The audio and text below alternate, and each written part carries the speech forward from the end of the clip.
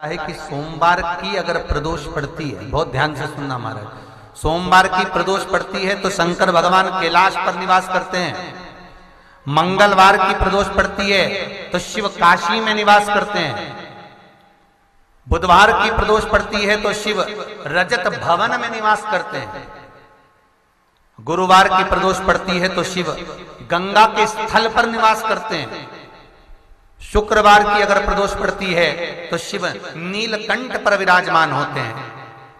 शनिवार की अगर प्रदोष पड़ती है तो शिव शमी के वृक्ष के नीचे रहते हैं। और रविवार की जब प्रदोष पड़ती है तो शिव बेलपत्र के पेड़ के नीचे निवास करते हैं। महाराज ये एकादशी शंकर से कह रही है कि आपका स्थान ये नहीं कि आप कैलाश पर मिले, उस वार को, उस तिथि के दिन, उस अनुकूल।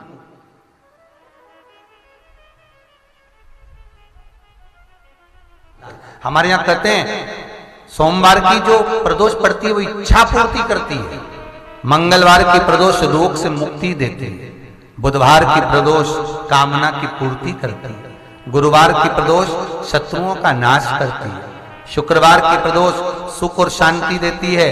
शनिवार की प्रदोष संतान का सुख देती है। और रविवार की प्रदोष जो काम दुनिया में कोई नहीं कर सकता वो अचूक फल की प्राप्ति रविवार की प्रदोष करा देती है। महाराज ऐसी प्रदोषों का नियम वर्णन किया चाहिए। भगवान कहते ठीक है तू थोड़ी देर खड़ी हो।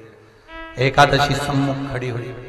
पार्वती जी ने जिस अंगुष्ठ का जल पीने के लिए लिया था हाथ में, बस पीने ही वाली थी, शंकर भगवान ने वही हाथ में जल लेकर एकादशी के हाथ में उसको देकर कहा ले, ये मेरे द्वारा निर्मित एक व्रत है जिसे त्रयोदशी के दिन तूने मांगा है, मैं तुझे देता हूं। आज इस व्रत का फल मैं तुझे प्रदान करता हूं। अब तू जिस जीवात्मा को लेकर जाएगी उसका पाप प्रबल नहीं होगा।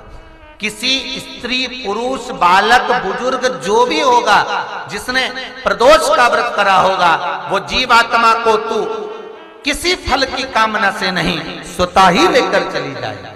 उसमें कोई कामना नहीं है। बन सके जीवन में 11 प्रदोष या 26 प्रदोष करने के बाद आप उसका उद्यापन कर विराम भी दे सकते।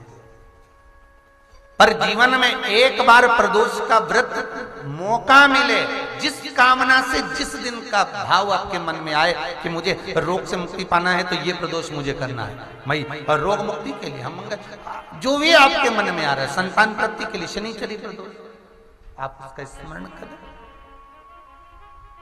फिर लिखा शिव महापुराण में, बड़ा सुंदर लिखा वेदव्यास जी ने, मान लो आप प्रदोष का व्रत नहीं कर सकते, आप अगर व्रत नहीं कर सकते तो प्रदोष के दिन, प्रदोष काल में शाम का समय सूर्यास्त का कुछ पल, कुछ घड़ी के पहले से लेकर बाद तक का प्रदोष काल के अंतर्गत आप शंकर जी के मंदिर में जाकर 1 लोटा पानी, 5 बेलपत्र भी अगर समर्पित करते हैं तो संपूर्ण प्रदोष का फल आपके भाग्य में प्रबल हो जाए। शिव महापुराण में इसका